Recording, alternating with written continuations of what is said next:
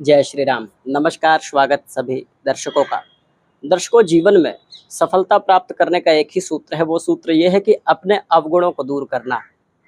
हम जब अपने अवगुणों पर विजय प्राप्त कर लेते हैं तो सफलता पाने से हमें कोई नहीं रोक सकता। हमको ये देखना चाहिए कि हम में क्या कमियां हैं, हम में क्या अवगुण हैं जिसको हम दूर करके सफलता प्राप्त कर सकते हैं। ये एक सबसे सरल और आसान सूत्र है। आइए चर्चा प्रारंभ करते हैं। अक्टूबर माह किस प्रकार रहने वाला है तुला राशि वालों के लिए, इसका हम अध्ययन चंद्र कुंडली से करेंगे। दर्शकों, तुला राशि वर्तमान में तुला राशि के स्वामी शुक्र तुला ही राशि में है। स्वास्थ्य के दृष्टिकोण से ये महीना देखा जाए तो सकारात्मक अनुकूल रहने वाला है। 13 अक्टूबर तक शुक्र तुला राशि में ही रहने वाले हैं, तो स्वास्थ्य ठीक रहेगा, कल्याणकारी रहेगा। स्वास्थ्य का ध्यान रखना है। 17 अक्टूबर के बाद सूर्य का परिवर्तन जब आपकी राशि से होगा, इस महीने 3 मुख्य परिवर्तन होने हैं। सूर्य का परिवर्तन होगा, जो ग्रहों के राजा हैं, ग्रहों के मंत्री की संज्ञा प्राप्त मंगल, उनका परिवर्तन होने वाला है। एवं वैभव के कारक आपकी राशि के स्वामी शुक्र का परिवर्तन 13 अक्टूबर को होगा। ये परिवर्तन शुक्र का आपके लिए कल्याणकारी है दर्शकों, क्योंकि शुक्र का परिवर्तन आपकी राशि से दूसरे भाव में हो रहा है। कुंडली में जब दूसरे भाव में शुभ ग्रह जाएं, जिस प्रकार चंद्रमा एवं शुक्र, तो वहाँ विशेष फलदायी होते हैं। होगा क्या, इस अवधि में आपको अपने परिवार से सहयोग मिलेगा। कुटुंब में, अपने परिवार में कुछ मांगलिक कार्य हो सकते हैं, कुछ सुखद समाचार की प्राप्ति हो सकती है। परिवार में कल्याणकारी सहयोग मिल सकता है अपने परिवार से, अर्थात पारिवारिक जीवन सुखद देख रहे हैं। साथ में स्वास्थ्य के दृष्टिकोण से देखें तो इस महीने मंगल का परिवर्तन 20 अक्टूबर को भाग्य स्थान से निकलकर कर्म भाव में मंगल जाएंगे, एवं सूर्य का परिवर्तन 17 अक्टूबर को होगा। तो 17 अक्टूबर के बाद ध्यान क्या देना है, स्वास्थ्य समस्याएं आ सकती हैं, अर्थात आपकी रोग प्रतिरोधक क्षमता कहीं ना कहीं कमजोर हो सकती है, क्योंकि नीच के सूर्य आपकी राशि से संबंध बनाएंगे और मंगल की चतुर्थ दृष्टि आपकी राशि पर रहेगी। नीच के मंगल होंगे तो मंगल की चौथी दृष्टि आपकी राशि पे, मंगल का संबंध, आपकी राशि से सूर्य का संबंध।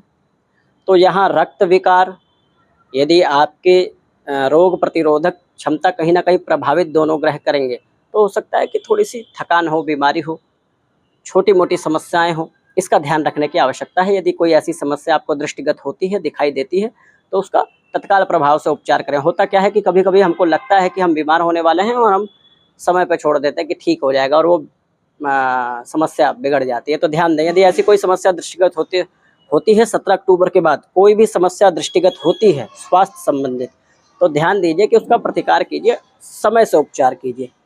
कर्म क्षेत्र के लिए महीना ठीक रहने वाला है, अच्छा रहने वाला है। 20 अक्टूबर के बाद ध्यान क्या देना है, कर्म क्षेत्र में थोड़ी बहुत उथल पुथल 20 अक्टूबर के बाद हो सकती है। वर्तमान की स्थिति में मंगल आपके भाग्य स्थान से संबंध बना रहे हैं। मंगल का भाग्य स्थान पे आना आपके लिए कल्याणकारी है, अच्छा है। परंतु 20 अक्टूबर के बाद मंगल का संबंध आपके कर्म भाव से बन जाएगा।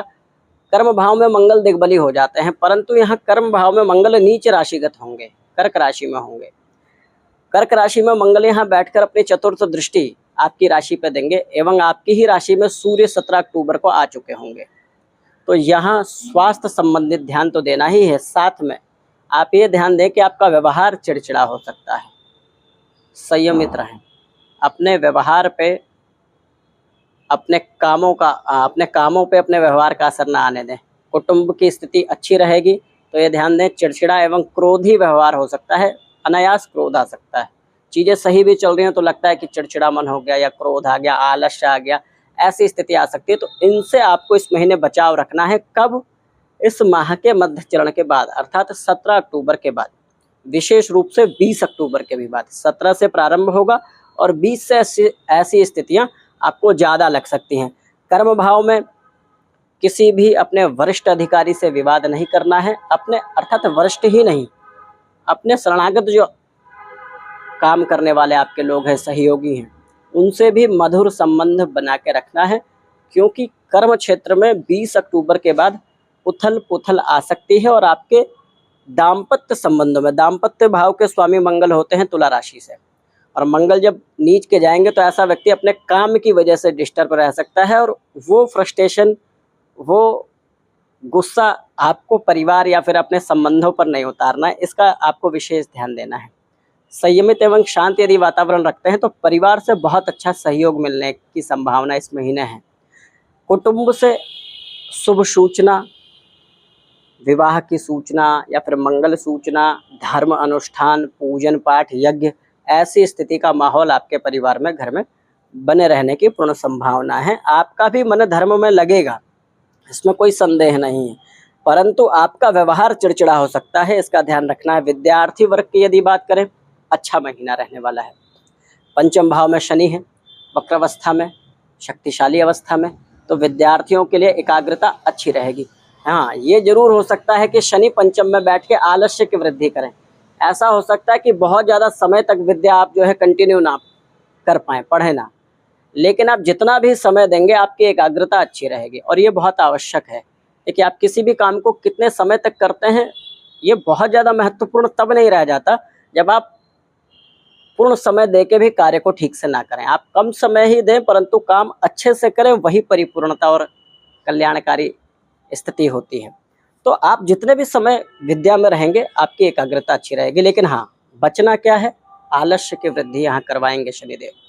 आप आज का कार्य अपने कल पे टाल सकते हैं, अपनी तैयारी कल पर टाल सकते हैं। ऐसी स्थितियों से बचने की आवश्यकता है। देखिए, षष्ठम भाव में राहु विराजमान है, ये प्रबल शत्रुहंता योग बना रहे हैं, अर्थात शत्रुओं पे विजय प्राप्त करने के योग हैं, अच्छे योग हैं। साथ में सूर्य का परिवर्तन मैंने बताया तुला राशि में जब होगा तो यहाँ एक चीज होगी, स्वास्थ्य संबंधित और मन में थोड़ा चिड़चिड़ापन तो आ सकता है, परंतु अभी की जो स्थिति है, सूर्य का संबंध आपके लाभ भाव के स्वामी का संबंध व्यय भाव में है, तो खर्चे अनर्गल हो रहे होंगे। अर्थात देखिए, खर्चे तो होते ही हैं व्यक्ति के, कोई भी धन अर्जन करता है तो वो खर्च करने के लिए करता है, परंतु जो आप धन व्यय कर रहे हैं, खर्चा कर रहे हैं, वो सकारात्मक हो, ये बहुत आवश्यक हो जाता है कि आप धन का जो खर्च कर रहे हैं वो सकारात्मक दिशा में हो।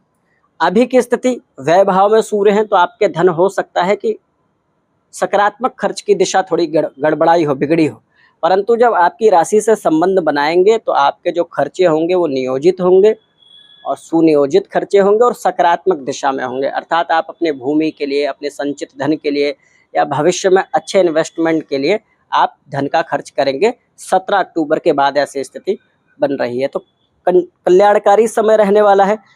देखिए, अष्टम भाव में गुरु है, यहाँ ध्यान एक और देना है, अपने खान पान का और पेट का बहुत ध्यान रखना है। अष्टम में गुरु पीड़ित अवस्था में है, पेट से संबंधित विकार भी कोई आ सकता है, इसका ध्यान रखें। 20 अक्टूबर के बाद एंजाइटी होती है, चिंता होती है, आप ओवर थिंकिंग कर सकते हैं, इसका आपको ध्यान रखना है। एक सरल उपाय बताता हूँ, करना क्या चाहिए। आपकी राशि के अनुसार सूर्य लाभपति होते हैं और सूर्य इस महीने 17 अक्टूबर को नीच राशि में, आपकी राशि में नीच अवस्था में जाएंगे, तो सूर्य देव को प्रतिदिन अर्घ दीजिए एवं सूर्य से संबंधित दान कीजिए। दान जिस प्रकार गेहूं का दान कर सकते हैं, गुड़ का दान कर सकते हैं, लाल वस्त्रों का दान कर सकते हैं, लाल भोज्य पदार्थों का दान कर सकते हैं, लाल फलों का दान कर सकते हैं, इनका दान कीजिए। हाँ, पिता के स्वास्थ्य का भी ध्यान रखना आवश्यक है। इस समय जब मंगल आपके दशम में नीच के होंगे 20 अक्टूबर के बाद, तो अपने गार्जियन से, पिता से या फिर अपने कार्य में वरिष्ठ अधिकारियों से आपके मतभेद हो सकते हैं। पिता से मधुर संबंध रखना है एवं पिता की जितनी सेवा करेंगे उससे सूर्य बलवान होते हैं, तो पिता देव की का आशीर्वाद लें, पिताजी का आशीर्वाद लेते रहें, उनकी सेवा करें। और यदि कोई ऐसी स्थिति बनती है, कभी कभी सामंजस्य नहीं मिलता, तो जब ऐसी स्थिति बनती है तो हमको मौन ही सबसे बड़ा साधन होता है अपने वरिष्ठों के लिए। ये सूक्ष्म चर्चा है दर्शकों, कोई आपका प्रश्न हो, कोई सुझाव हो, कमेंट के माध्यम से दीजिए। ये हमारा ज्योतिषीय आध्यात्मिक चैनल है, आप हमसे जुड़ सकते हैं इस चैनल से।